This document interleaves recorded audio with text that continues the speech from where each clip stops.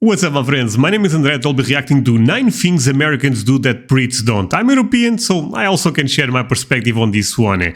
But before I go into that, let me ask you for one thing. If you can leave a like on this video, thank you so much for that. It's the best way to show support. If you can subscribe, oh man, forget about it. You make my day. Have that in consideration. Now, link for the original video in my description. Lawrence, what an amazing content creator. Give him some love. That said, let's play it. Hello, I'm Lawrence and I'm on a quest to uncover all of the memos that Britain and America lost in the pond, and one of those memos pertains to the things we do as people. It turns out that there are just things that people in one country do that the people in the other country do not do. And today we're going to take a look at 9 things that Americans do that Brits don't, and take that title with a grain of salt, okay? It's very much a generalization. Of course, many of the things on this list probably are practiced by some people, some pedants over in Britain. I said pedants, not peasants. But for the most part, on the whole, generally speaking, how many other ways can you say that? Americans do these things more than Brits. Now, if I'd have done this list maybe 12 years ago before I moved to the United States,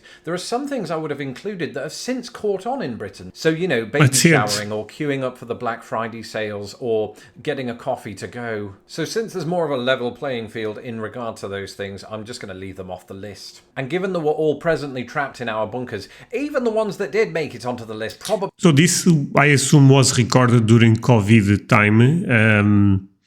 But I'm really curious to see this top 9 type of list. Really shouldn't temporarily, including this. Smile at strangers. Yeah, I don't do that.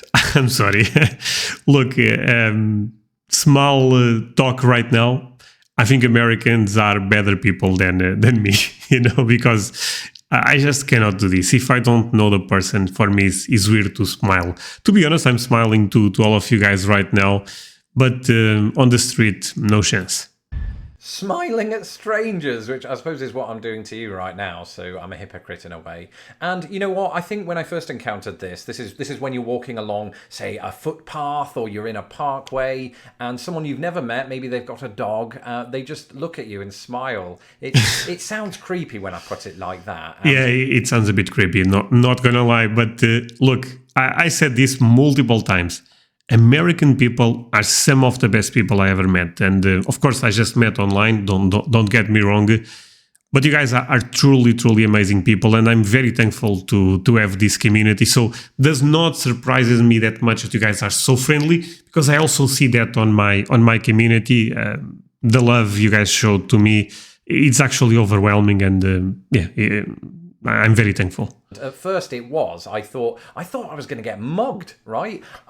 British people value their personal space, right? Don't enter that zone. And so whenever that happened, it was a little off-putting. But I got used to it when I realized that Americans are just really friendly, and this is a good thing, right? And so I not only came to embrace this, but I started doing it myself. And you know, people got a bit creeped out by the British teeth.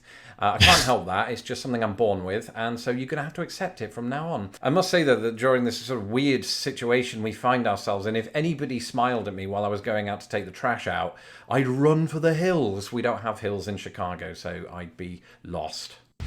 Okay, can we all agree that Lawrence is an amazing content creator? I mean, I love him, and his humor is also my type of humor. But let's see the second point. Hello? You guys don't say hello. Similarly, what? Which is a word I had to say about 10 times before I got right. Americans might greet you not only with a smile, but by saying, how are you? Or what's up? And these don't mean, you know, are you okay? Or anything like that. It just means hello, right? And it's... Okay, if someone in America says me, what's up? I would say, nothing, or everything is good. Should I not say, should I be quiet? The guy say, what's up? What I say? Hey, I don't know. I'm not trying to think about, because for me, what's up? I would try to answer that. How are you doing? Doing very well. Thank you, sir. Or is that weird? No, I'm not sure. In a way, it's sort of similar to how we Brits say, all right, And we're not asking if you're okay. We're more of an expression. So in many ways, there are similarities between the two. I don't really know why that is. Are we just trying to soften and euphemize the word hello in the same way that we would with death or going to the toilet? It's really odd when you think about it, but we both do it. Should I start my videos with, all right, I'm Lawrence, and I'm... No, I won't. No. What I will do is go on to our next entry. Fly the flag. Okay, so I'm assuming this is related with Americans having a lot of flags and being very proud of that. I find this actually quite beautiful. I think being patriotic is not a bad thing at all. And that flag represents a lot to the American people.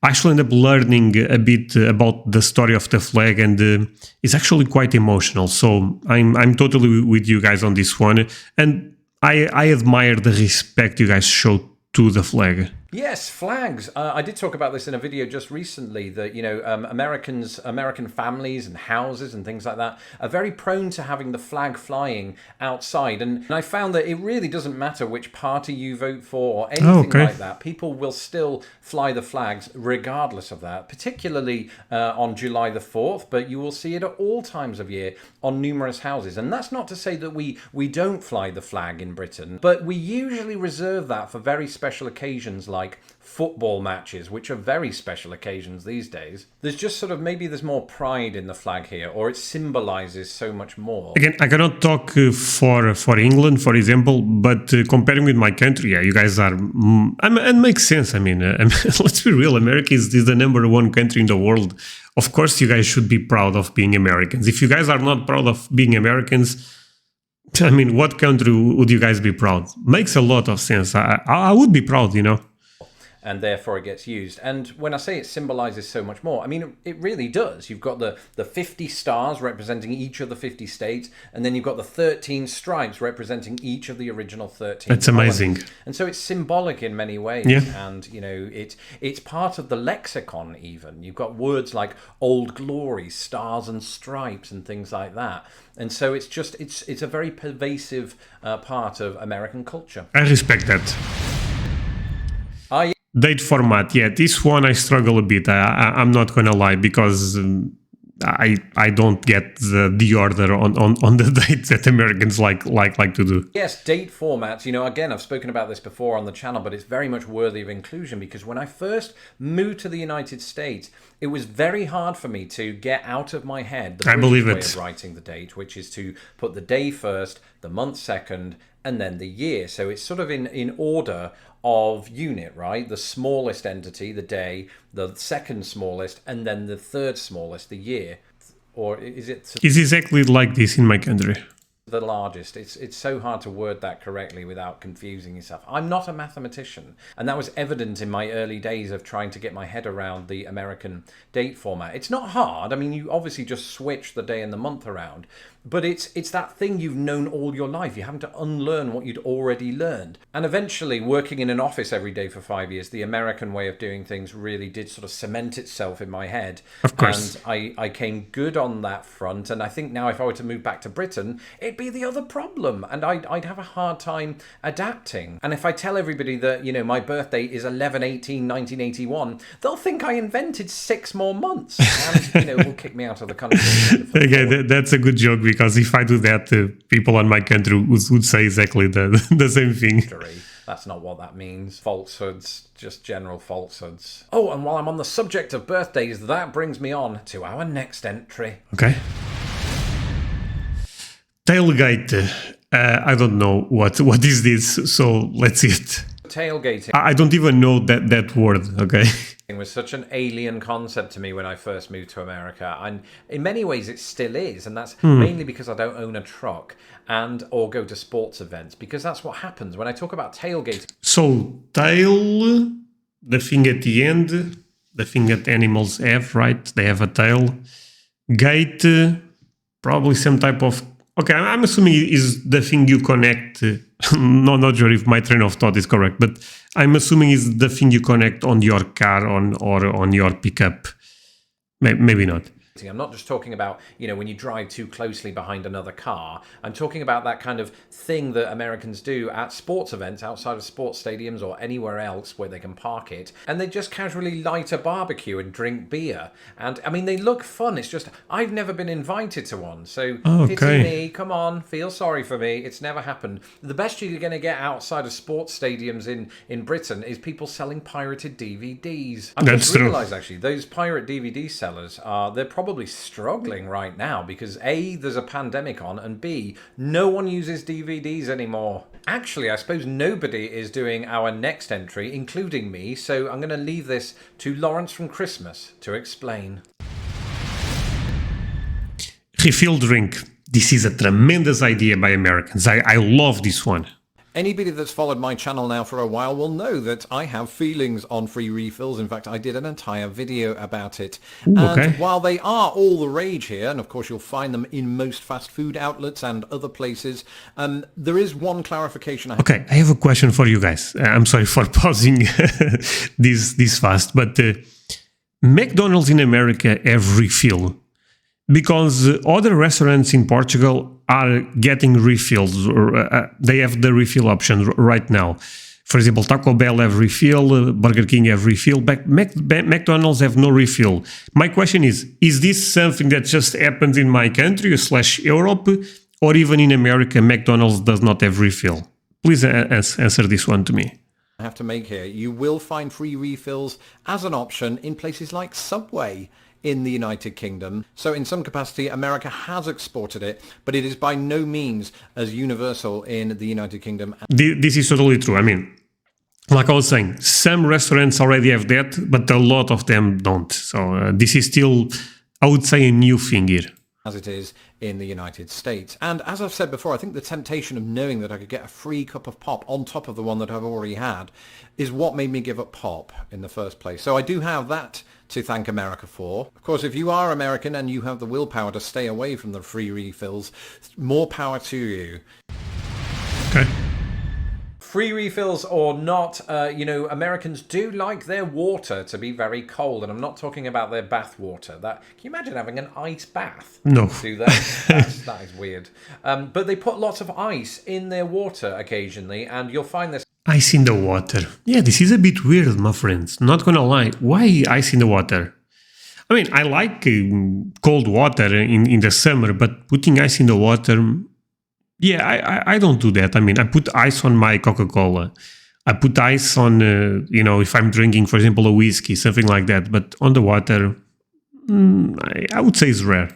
It's happening in restaurants, but people will do it in the comfort of their own homes too. And this was somewhat of an alien concept to me before I moved to the US. I think maybe it's because we live in a mildish climate in Britain. We don't feel the need to do that. And the water in Britain tends to come out of the tap quite cold anyway, so that usually suffices. But actually, I have come to appreciate this one because during the summertime in Chicago, or previously where I lived in Indiana, it gets very, very hot. Sometimes it can get over 100 degrees Fahrenheit. And if you go out for a run in that weather, and that's not me, I don't run, but if you do, you're going to perspire like crazy, right? So not only do you need just water in general, it is nice to have it with ice in it because it cools you down. Like it's ice cold, and you're catching your breath because it's going so dry from all the heat. They'll even buy bags of ice here in America. You can actually buy bags of ice. Yeah, I don't do that. I also don't do that. But you can buy bags of ice. I just don't find this something that I need, because I have some ice on my fridge, and not a lot, but that is enough for me. From the store, and I still don't know why people do that. I know because you have ice trays and you put them in the freezer. Am I missing something? So that you can have ice for a party. Oh, right. Yeah, that was also my assumption. If you have a lot of people, you probably don't have enough ice. It makes sense. Right, like a tailgating party, or just generally a party? Any party. Any party in the summer. Or winter. Who has ice? Winter? No chance at all. No one drinks, no chance. Ice in the winter? I mean, in the drink. Exactly. Floridians? That's true. Is it even winter in Florida, though, when it's winter here? Yeah. Okay, what's the joke about Floridians? I missed that one. Yes, but no. Not the same. This one. Public pajamas, no chance at all. Don't tell me you guys go in pajamas to the street. I mean, if he's just with your dog, that's fine. But you guys don't go to a shopping in pajamas. No chance. This one seemed really strange for the first few months of living in America. People going out to the store in their pajamas. And no chance. I don't believe it. No chance. What? That makes zero sense. I'm sorry. But that seems comfortable, so I respect that. Sweatpants and things like that. It's as if they don't care about what they look like while, you know, traversing Walmart, which I can understand. It's not really something you'd find back in Britain. I'm not saying we dress up. Wait, people go... No, okay, no, guys, please explain me this on the comments. Anyone watching my channel ever went to Walmart in pajamas? I don't believe it.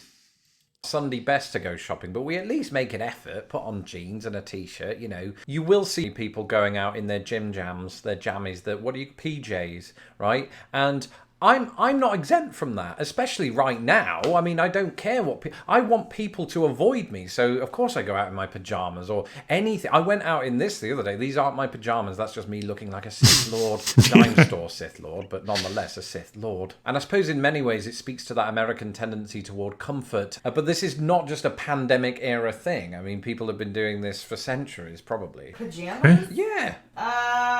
I feel like that started in the 90s. So there weren't people going... Ooh, some controversy right now. Do you guys think this is something that is recently, actually? In the 19th century, going out with their sort of sleeping cap on and things like that to their local blacksmiths or whatever. That's it. Thank you for watching this episode of Lost in the Pond. Great video. Don't forget to follow me right here on YouTube so that my videos don't get lost in the pond. What are you laughing at?